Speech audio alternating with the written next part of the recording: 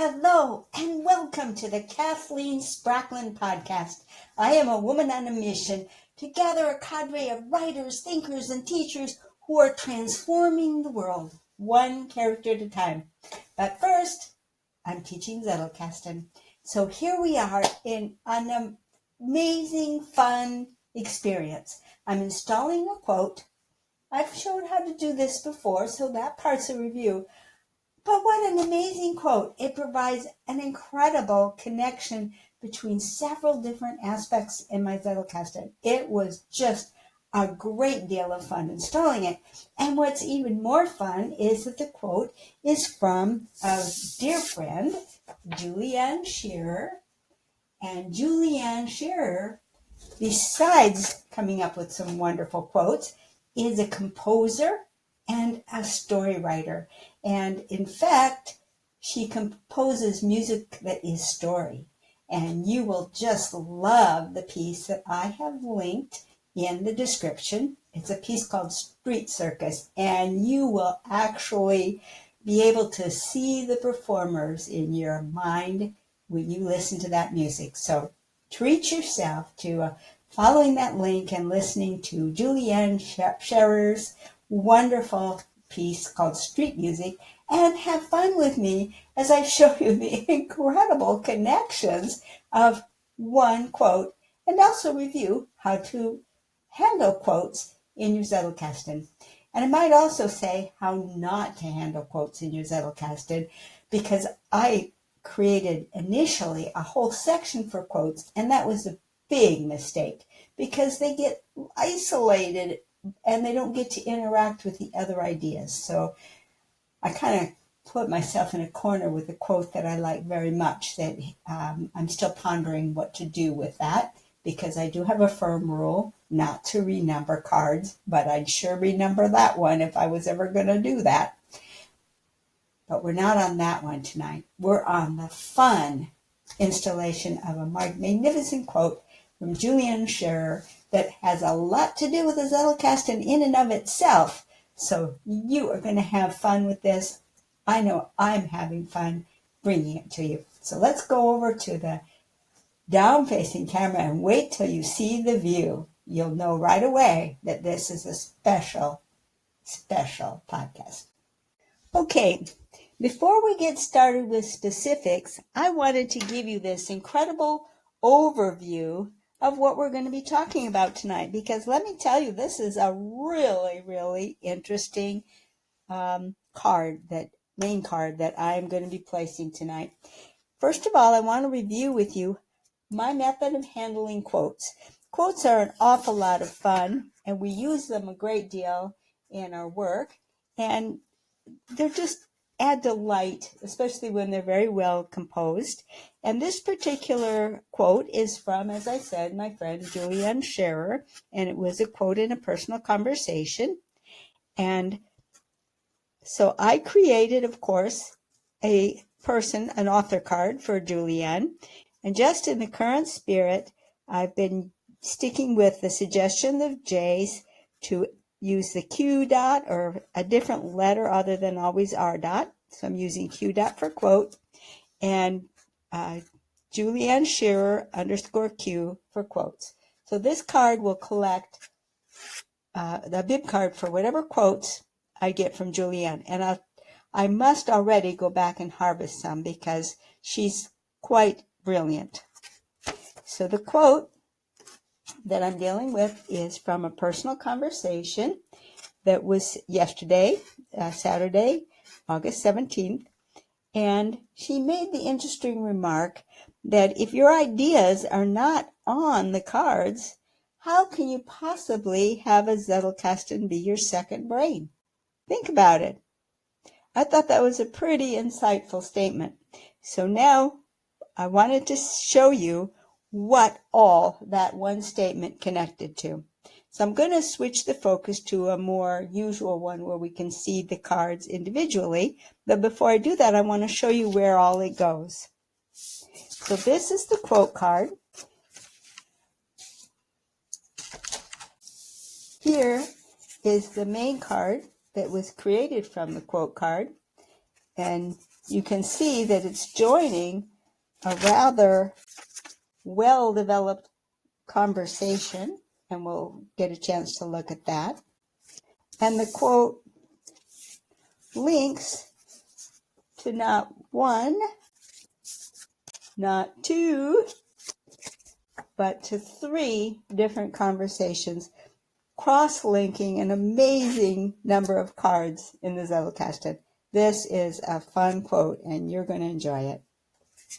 Let's take a closer look.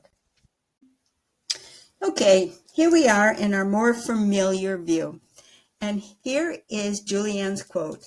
If your ideas are not on the cards, how can it possibly be your second brain? And this was in a conversation. And so the remark that I made about it is that, yes, this is the long-term goal, to have it be your second brain, but there are also short-term goals to be thought about. For example, you get the rewards of focus and energy when you put your thoughts onto main cards. And therefore, I created a tagline that serves as a memory prompt phrase: second brain, focus, or energy, your thoughts belong on main cards. And then came about the question of, where is this going to go? Well, I have a lot of keywords to work with here. Brain, focus, energy, thoughts, main card. And boy, did it ever suggest some good connections. I have all of these possible cards in my system that look like they might well work. Only two of them seemed not worthy. And this thing written down the side, that was me testing out my memory prompt phrase to see if it would fit reasonably, or if I had to abbreviate it some more. And here's where on the back of the card I jot down some card numbers and the memory prompt phrase, the tagline from the card number, tagline, etc. It was so energizing just to look these references up in the index and refresh so many interesting taglines that it was just a delight doing that process alone. But I ended up with several that were just super fascinating. So let's take a look at the links that I came up with, and then we'll take a look at the conversation. Well, there were so many links to this particular card that I created a card too, and I indicated each of the links. I put the memory prompt phrase, the tagline from each card, and then I added an extra reflection why it felt like this card could just as easily have chosen this card for its parent, or this card for its parent, or this card for its parent. And in addition to the one it did choose, this card could have been the child of 4 different conversations, that it could participate in 4 different conversations. And that is so much fun. Let's take a look at the first one, this 3B, 2C, 4C1. Well, this card was a card that basically says that when you're working on some writing, where I'm writing new material and I'm writing it on my yellow legal pad and I'm preparing it for some work that's going to go out into the output, if a great insight occurs to me, why, that card ought to be on a main card. Now, we've covered this in an earlier podcast. We saw this card take shape. And I made the reflection on my own thought, which I do. Even though this was my insight, I still reflect on my insight. And I made the remark that it will get lost if it only lives in my output. It deserves a place in Zeke by Annette Zettelkasten. Well, why did this card strike me as being quite a good parent for this one? Because this is something my friend said.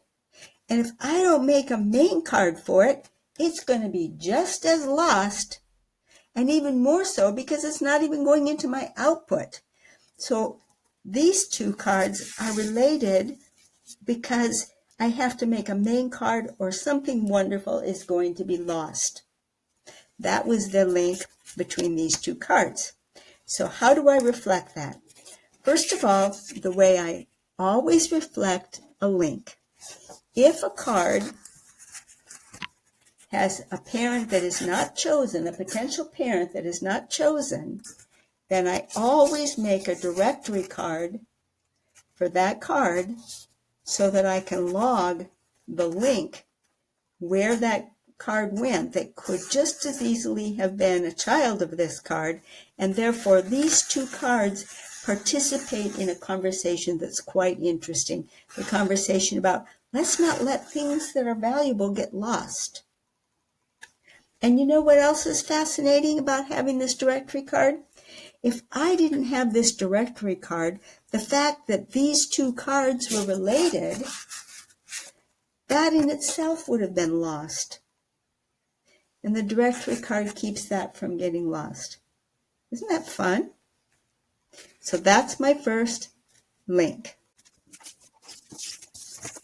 And here's my reflection note on that link.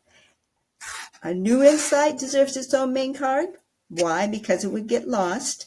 And so does a quote from a friend for the same reason, so it doesn't get lost. Fun. Now let's take a look at the second link. The second card that could just as easily have been the parent to this card. Okay, here's this card. It's an older one. I know it's older because it's a 3x5. It's a quote from Cirque du Soleil's The Intellectual Life. Not my current system for naming bib cards, but hey, great. And the note is, reflective thinking is like a filter for the best of truths. That's my tagline. And the information from Cirque du Soleil is, a thinker is like a filter in which truths, as they pass through, leave their best substance behind. Isn't that a sweet thought? And then I made the note that the filter is reflective thinking, and then it said, but only if the, quote, truths presented are tested and found valid, because quality insights cannot be derived from faulty data. So back when I made this first note, this reflection took it in a different direction than the thought itself. I am finding the match with the thought itself. My reflection on that is that the act of doing the thinking, the act of making your note, reflective note, the act of producing this material, the act of creating this memory prompt phrase, that is the filter. That's what constitutes the filter. And those two acts is what enables you to retain the best substance of the truths that you encounter in your research and your study. Pretty profound, huh? I really thought these were beautifully related on that score.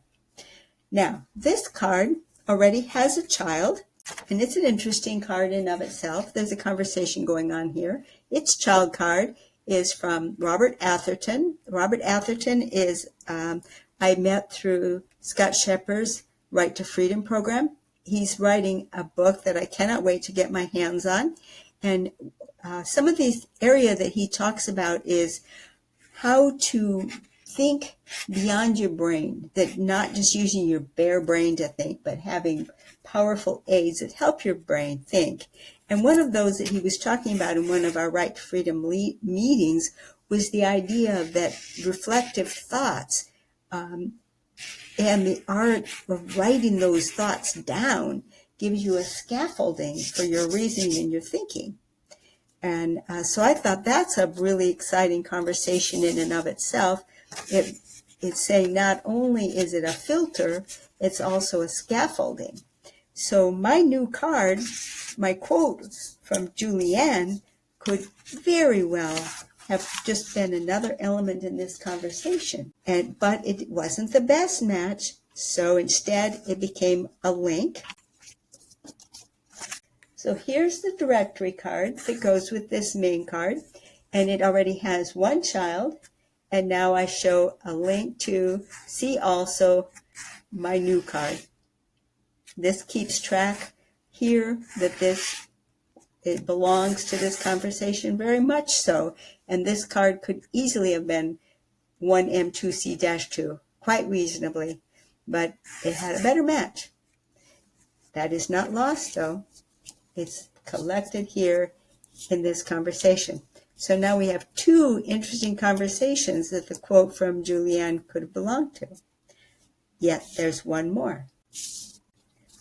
Okay. Now this card is a card from late June, just about a month ago. And it was a thought that not just, you don't want to just install something in your Zettelkasten. The act of creating that memory prompt phrase and repeating it for every keyword in your index, you've also installed that card in your brain.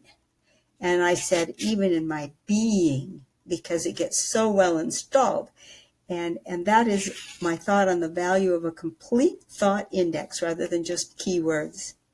And my reflection on that was that a complete thought indexed is installed in the brain. And that is what became the tagline. And the match for this, obviously, is that this is the intersection of the first and the second brains.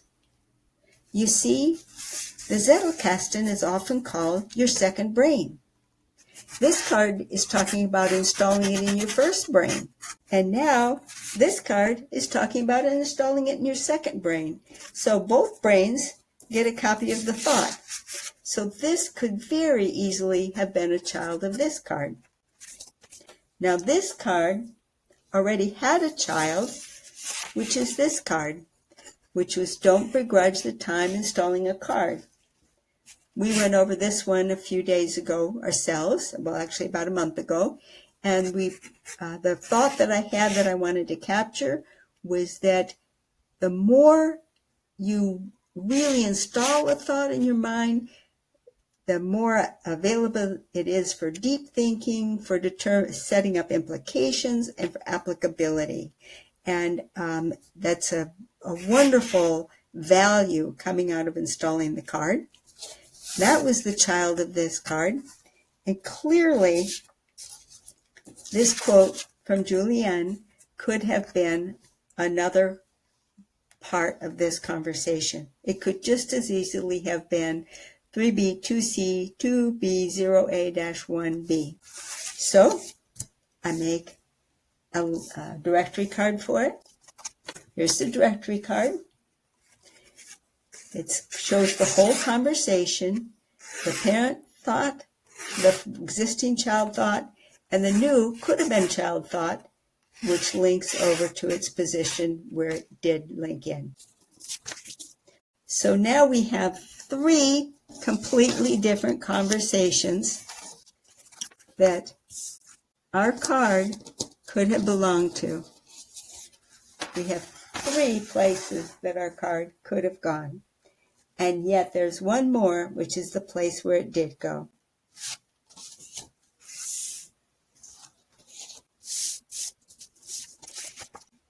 When I was researching where this quote from Julianne might go, I ended up potentially linking it to several spots within one conversation. So I pulled the whole conversation to see where best the card could go.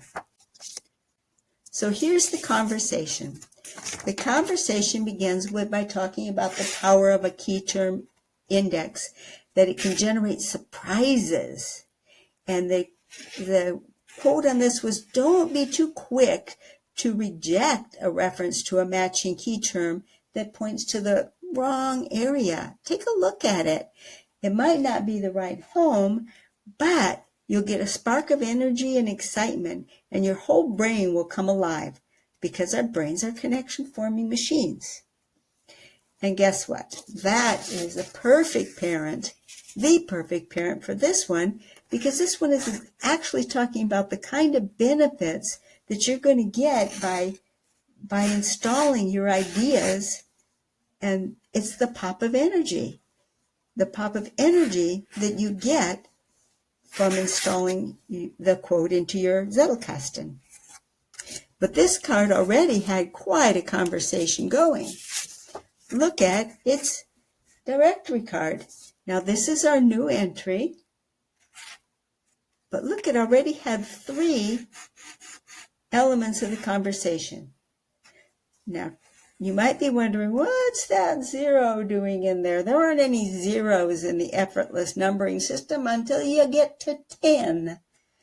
Well, you know then that this directory card was made later. And in point of fact, this card that the brain connects to other people via the vagus nerve was the first child of this card.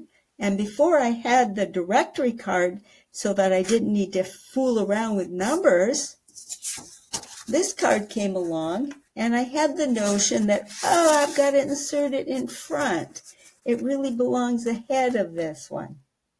And so I gave it this forced number 380 so that it would come ahead of this card. Well, we don't do that in the effortless numbering system. And when this next card came along on metacognition, which is so exciting in its own right, I decided that it was time to make a directory card and not worry about what order they came in. So that when this card was added, it was already the addition of a very interesting conversation that's already going on in the system. So it's just totally amazing. This metacognition card is a little bit off topic, but boy, is that fascinating too. Metacognition talks about the fact that we can only hold a certain number of elements in our short-term memory. And we do our most focused thinking on elements that we've pulled into short-term memory so that we can manipulate them very, very strongly. But the comment on this had to do with the fact that therapy attempts to pull your responses and how you behaved emotionally into your cognitive memory, into that short-term memory, along with the elements that surrounded it, so that you could apply your reasoning brain to what caused the behavior. So this is a really interesting interplay of ideas.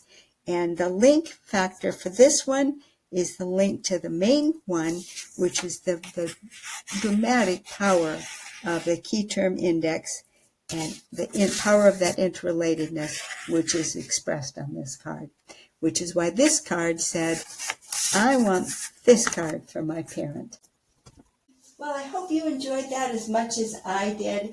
It was a good review of quotes and how to handle them, but more than that, it was a review of the power of the Zettelkasten to pull interesting, interconnected ideas together so that you can observe them and have them all in your mind at the same time. It's part of what gives the energy, the excitement. It wakes up your mind. It enlists the joy of having your full brain attached to something, which is really probably the definition of being in the flow, is when your entire brain is in on the activity. And it's just a sense of being in your human cognition, your highest cognitive self. You have experiences like that, and it's part of the joy of a Zettelkasten. If you're looking for just pure intellectual fun, you can hardly beat keeping a Zettelkasten. So get going. You won't have those insights unless you do it. And put some of yourself on every card, because it's not going to be your second brain, as Julianne said, unless there's something of you on every card. Then watch out. Talk to you later. Bye-bye.